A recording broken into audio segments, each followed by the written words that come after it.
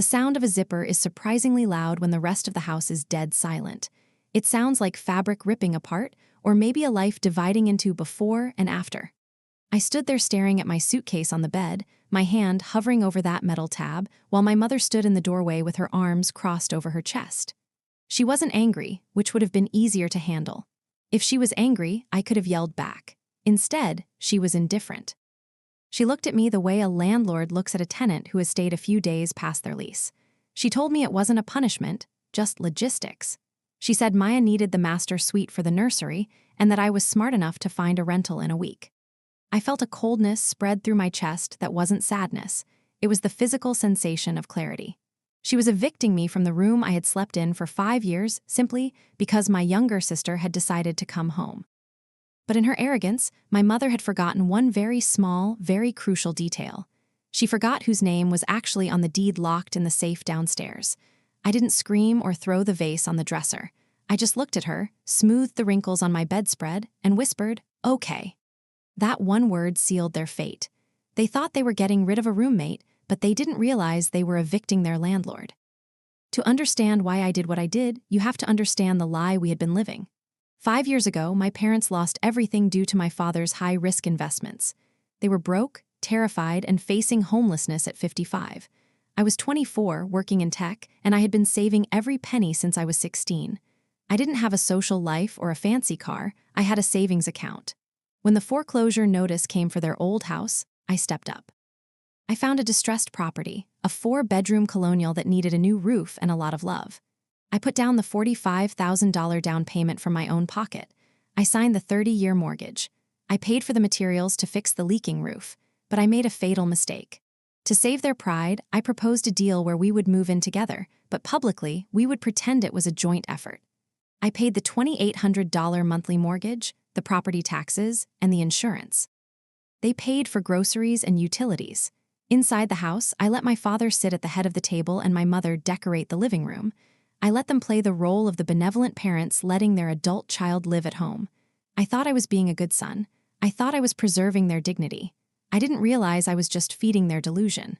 For 5 years, it worked. Or at least, I thought it worked. I stayed in the master suite because, well, I paid for the house. They took the 2 smaller rooms.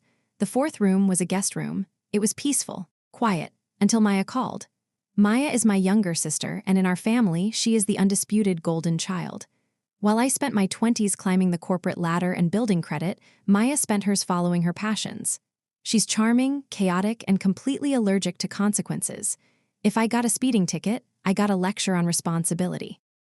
If Maya totaled a car, my parents were just grateful she was alive and bought her replacement. 6 months ago, she got pregnant. Her partner, Dave, is a nice enough guy, I suppose, but he's a musician who works part-time at a surf shop. They were living in a trendy studio apartment downtown that cost more than their combined monthly income. Naturally, when the reality of a baby set in diapers, cribs, medical bills, Maya called Mom. I remember the dinner where they announced it vividly. My father was beaming, a look of pride I hadn't seen directed at me since my college graduation. My mother was crying happy tears, dabbing her eyes with the linen napkins I had bought for Christmas. They were popping champagne that, of course, I had paid for. Maya sat there, glowing and rubbing her barely there bump, and dropped the bomb. She smiled and said, "We're moving in, just until the baby is on its feet. Mom said we can have the big room so there's space for the crib and a changing table." The air left the room instantly. The big room, my room. I looked at my father, expecting him to correct her. He wouldn't meet my eyes. He was suddenly very interested in cutting his steak. I looked at my mother. She was smiling, but her eyes were hard and challenging. I cleared my throat, the sound loud in the sudden silence, and said, "That's great news about the baby, Maya, but the guest room is open. It's plenty of space for a nursery. It has a closet and it's right next to the bathroom." Maya's face fell. She actually pouted, her lower lip trembling slightly. "But the guest room faces the street," she whined. "It's too loud for a baby, and the closet is tiny. I have so much stuff up. Where am I supposed to put my clothes? Where is Dave supposed to put his equipment?" My father finally looked up. He put his fork down with a sharp clatter against the china. His voice dropped to that deep, authoritative tone he used when I was a teenager. "It's just for a while, Op, don't be selfish. Your sister needs the support right now. You're a single man, you don't need all that space. You can take the guest room. It's perfectly adequate for someone who spends all their time working anyway." Selfish. The word hung in the air like smoke. I paid over $33,000 a year in mortgage payments alone. I had replaced the HVAC system last winter for $8,000 so they wouldn't freeze. I had fixed the leaking roof with my own hands to save labor costs. And I was selfish. I wanted to say it then. I wanted to slam my fist on the table and scream, "This is my house. I am the only reason you aren't living in a rental apartment." But I didn't. I was trained well. I was the peacemaker, the provider, the doormat. So I just took a bite of my potatoes, which suddenly tasted like ash, and said quietly, "We'll talk about it later." That dinner was the beginning of the slow burn. Maya didn't wait for us to talk about it later. She moved in 2 weeks later, before we had even settled the room situation. And she didn't come quietly. She came like a hurricane. Boxes appeared everywhere in the living room, stacking up against walls I had just painted. Her partner, Dave, immediately treated the house like a frat house. He set up his guitar amps and recording equipment in the den, my designated home office, where I took client calls to earn the money that paid the mortgage. When I asked him to move them because I had a video conference with a major stakeholder, my mother rushed in, her voice a hushed, urgent whisper. She told me to let him be, claiming he was trying to make it in the industry and that I shouldn't stifle his creativity. I was working 60 hours a week to pay for the roof over their heads, and I was being told not to stifle the creativity of a man contributing $0 to the household expenses. But it wasn't just the big encroachments. It was the death by 1,000 cuts. The daily financial abuse that I let slide because I was too tired to fight. We had an agreement. I pay the mortgage, taxes, and insurance, and they pay for food. But slowly, the fridge started looking different. I eat clean chicken, rice, vegetables, simple, affordable meals. Suddenly, the fridge was full of organic snacks for Maya, expensive cuts of steak for celebratory dinners that I wasn't invited to, and premium ice cream. When I went to make my lunch for work one morning, my meal prep containers were empty. I found Maya in the kitchen, casually eating my lunch while scrolling on her phone. She didn't even apologize. She just wiped her mouth and said she had a craving, suggesting I order takeout because I could afford it. It wasn't about the chicken. It was about the assumption that my labor, my time, and my money were community property. I was being consumed bite by bite. I remember standing there, looking at my empty Tupperware, realizing that I was financing my own erasure. Then came the utility wars. 3 months ago, I came home to find the heat cranked up to 78 degrees. It was the middle of winter, and gas prices were through the roof. The house felt like a sauna. I walked over to the thermostat and turned it down to a reasonable 72. My father bellowed from the couch, demanding I leave it alone because Maya gets cold easily and it's bad for the baby. I tried to reason with him. I told him the gas bill was $400 last month and that if he wanted it at 78, I needed him to pitch in on the utility bill. He laughed. He actually chuckled, like I had told a cute joke. He told me I knew they were on a fixed income and accused me of being miserly. He asked why I was hoarding my money since I couldn't take it with me when I died. Hoarding it. That's what he called paying the bills that kept him warm. I walked away, my hands shaking, retreating to the sanctuary of my room, the room I was about to lose. The real turning point, the moment I felt my love for them start to curdle into something sour, was the renovation incident. I came home early on a Tuesday, exhausted from a project launch. The house was buzzing with activity. There were contractors in the hallway, guys I didn't hire and didn't know. My mother was standing in the center of the chaos, directing them like a traffic cop. "Yes, tear out that carpet," she was saying. "We want hardwood, and the walls need to be a soft sage green." I stood there, my briefcase in my hand, watching them rip up the plush gray carpet in the master bedroom. My bedroom. My things were piled haphazardly in the hallway. My expensive ergonomic chair was buried under a stack of drop cloths. "What is going on?" I asked. My voice was quiet, but it felt like it was vibrating in my throat. My mother turned around, looking annoyed that I was interrupting. "Oh, you're home. Good. I need your credit card. The contractor needs a deposit for the flooring." I stared at her, unable to process the audacity. "My credit card. You're tearing up my room without asking me and you want me to pay for it." She rolled her eyes, actually rolled them. "It's for Maya Op, it's for your niece or nephew. God, why do you have to make everything a transaction? You have the money, we don't. It takes a village, remember? It takes a village." That phrase usually means emotional support, cooking a meal, babysitting. In my family, "it takes a village" meant Op pays for everything while we take the credit. I told the contractors to stop. I told them to leave. My mother screamed. Maya came running out of the kitchen crying, saying I was ruining her nesting phase. My father came home and lectured me for an hour about duty and family obligation. I went to the guest room, the small, noisy room facing the street, and I locked the door. I sat on the twin mattress that smelled like dust, and I listened to them downstairs. They were ordering pizza. They were laughing. They were complaining about how uptight and stingy I was. That night, I realized something terrifying. They didn't see me as a person. They saw me as a resource, like a tap water faucet. They expected me to pour, and they got angry when I tried to turn the handle off. The breaking point came 3 days later. I had come home to find the rest of my things already boxed up. Not by me, by them. They had decided that the tension was bad for the baby. My father sat in his recliner, my recliner, and delivered the verdict. We think it's best you find your own place for a while, just until the baby settles in. Maybe a year or two. We need the house to be a sanctuary, and your attitude is disrupting the energy. My attitude, I repeated. Yes, my mother added, not looking up from her knitting. You walk around here like a dark cloud. It's stressful for Maya, so pack a bag, go to a hotel tonight. We'll forward your mail. A year or two. They were kicking me out of my own house for 2 years. I looked at them. Really looked at them.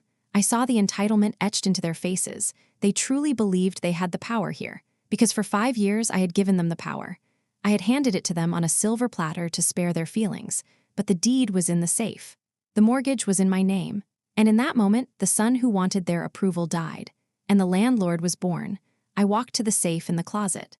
I spun the dial, the clicks sounding like tumblers locking into place in my mind. They didn't even look up. They thought I was packing socks or grabbing a spare charger.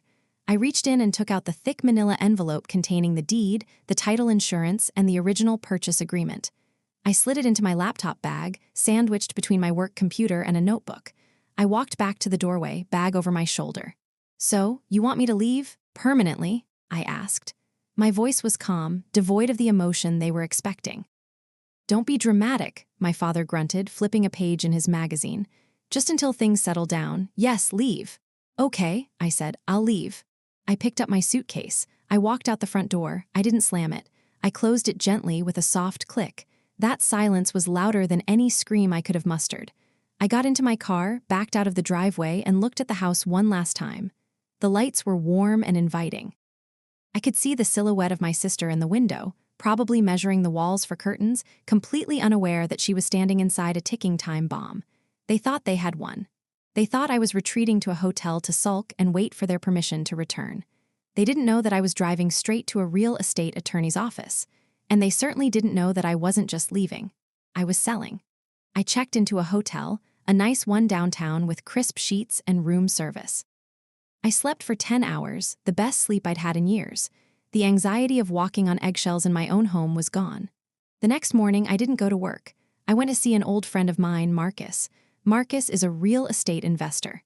He buys properties for cash, usually from desperate people facing foreclosure.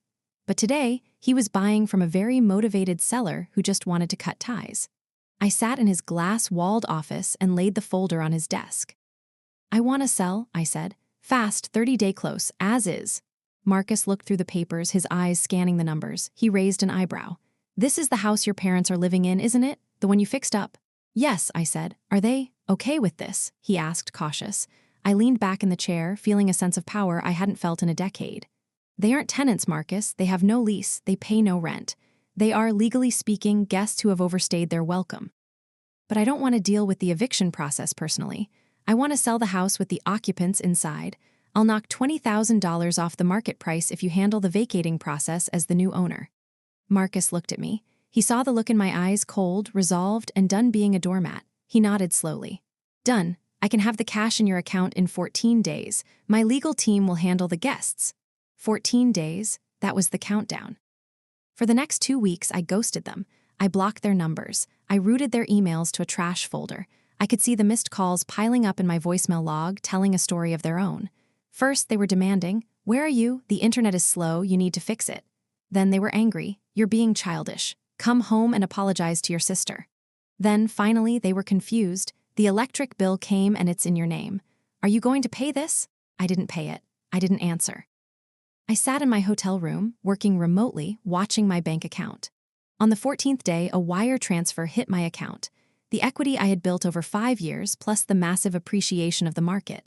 It was a substantial number, enough to buy a small condo outright. I was officially no longer the owner of 42 Oak Street. Marcus was, and Marcus didn't care about family dynamics. Marcus cared about return on investment. The explosion happened on a Tuesday morning. I finally unblocked my father's number because I admit it, I wanted to hear it. I wanted the satisfaction of hearing the reality crash down on them. My phone rang almost instantly. I answered on the first ring, my voice steady and casual. "Hello, what did you do?" My father's voice was so loud it distorted the speaker. He was screaming, breathless, panic-lacing every syllable. "There is a man here, a stranger. He says he owns the house. He says we have 30 days to get out. He's putting a lockbox on the door." I took a sip of my coffee, savoring the warmth. "Oh, that must be Marcus. He's the new owner. Nice guy, very professional. You should listen to him." "The new owner?" my father sputtered, choking on his own rage. "You can't sell this house. It's our home." "No, Dad," I said, my voice dropping to a temperature that could freeze water. "It was my house. You made that very clear when you kicked me out of it. You told me it was your rules." "Well, the rule of homeownership is that you can sell whenever you want, and since I wasn't welcome there, I had no use for the property." But Maya," he stammered, the anger turning into desperation. "The nursery, she's nesting. You can't do this to a pregnant woman." "I suggest Maya starts nesting in an apartment she can afford," I said. "Marcus is pretty strict about deadlines. You have 30 days. I'd start packing those boxes you used for my stuff. You're going to need them." I hung up, then I blocked the number again. But the parents weren't the only ones who had something to say. Oh no. When you rock the boat in a toxic family, the rest of the family comes out of the woodwork to try and capsize you. We call them the flying monkeys. About a week after the eviction notice was served, my phone started blowing up from numbers I hadn't seen in years. First, it was my Aunt Linda.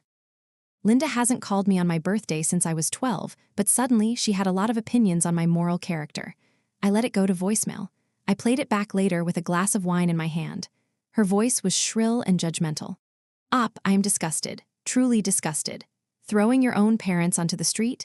And your pregnant sister? I don't care who owns what paper, you have a moral obligation. How do you sleep at night? You are bringing shame on this family." Then came my cousin Mike. He sent a text that read, "Hey man, not cool. Dave told me you kicked him and Maya out. He's stressing, man. He can't write his music with this kind of pressure. You need to fix this, be a man.